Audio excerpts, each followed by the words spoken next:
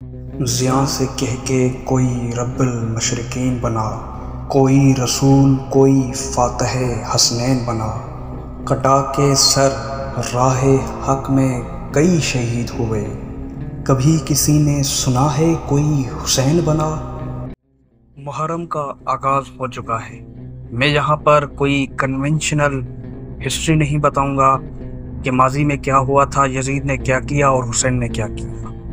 कुछ ऐसे सवाल हैं जिनके जवाब लाजमी देने हैं और लाजमी उन पर बात करनी है। सवाल एक, जब हुसैन ने बैयत नहीं की तो लोगों ने, दूसरों ने बैयत क्यों की? जब हम ये भी मानते हैं कि इमाम हुसैन हक पर थे और यजीद हक पर नहीं था, तो जो हक पर ना हो उसके हाथ पर अगर हम बैयत करें तो बंदा इस्लाम से खारिज हो जाता है। यानी जिन लोगों ने यजीद की बैयत की वो सारे के सारे इस्लाम से खारिज हो चुके थे। अब दोबारा इस्लाम में आने के लिए तजदीद बैयत की ज़रूरी होती है। अब तजदीद बैयत क्या होता है? तजदीद बैयत उस चीज़ को कहते हैं कि वक्त के इमाम के पास आया जाए और उसके हाथ पर दोबारा बैयत की जाए। इमाम हुसैन के बाद वक्त का इमाम इमाम ज़ैनुल आबिदीन थे, जो कि कैद में थे। उसके बाद दूसरे इमाम थे और इसी तरह इमाम हसन अस्करी तक सारे के सारे जेल में रहे।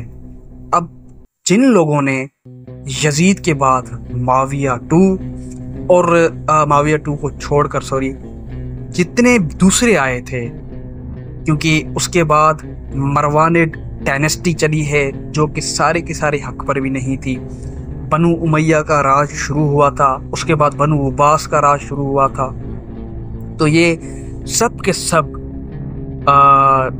जो इस्लाम के नाम पर धंधा कर रहे थे और इस्लाम के नाम पर गले काट रहे थे, तलवार के दम पर सब कुछ कर रहे थे और उन लोगों का इस्लाम से कोई ताल्लुक नहीं था और वो सारे के सारे बातिल थे, हक पर नहीं थे।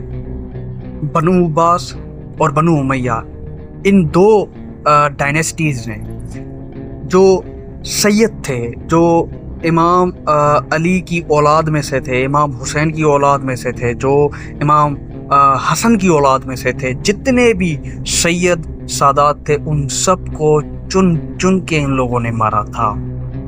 अब्दुल्ला शाह गाजी भी एक नाम है, यहाँ पर आए थे। हम कहते हैं कि मोहम्मद बिन कासिम यहाँ पर कोई तीर गाड़ने आया था, इंसाफ के लिए आया था। कोई इंसाफ के लिए नहीं आया था, सैयदों को मारने के लिए आए थे ये।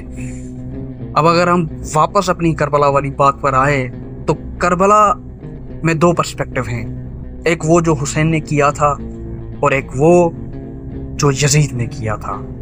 हुसैन ने इबादत की, हुसैन ने हक के लिए बातिल के खिलाफ जंग की और बातिल के खिलाफ हर वो एक्शन किया जो एक हक परस्त को करना चाहिए।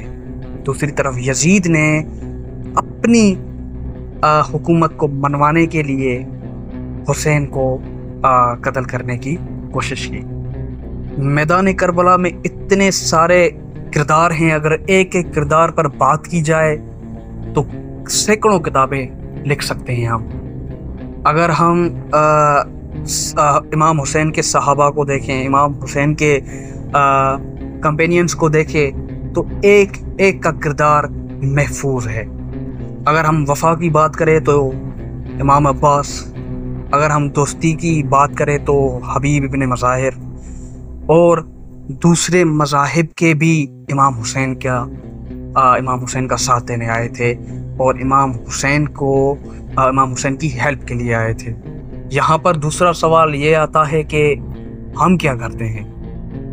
क्या आज हम वाकई इमाम हुसैन को फॉलो करते हैं? क्या आज हम हुसैनी सुन्नत पर अमल करते हैं? बिल्कुल नहीं। हम वो करते हैं जो हुसैन के साथ हुआ था। क्या हम कहते हैं कि हम पुरसा देते हैं? अच्छी बात है, पुरसा देना चाहिए। मैं इसके खिलाफ बात नहीं कर रहा। मैं बात ये कर रहा हूँ कि क्या हम वो करते हैं जो इमाम हुसैन ने किया था? नहीं करते।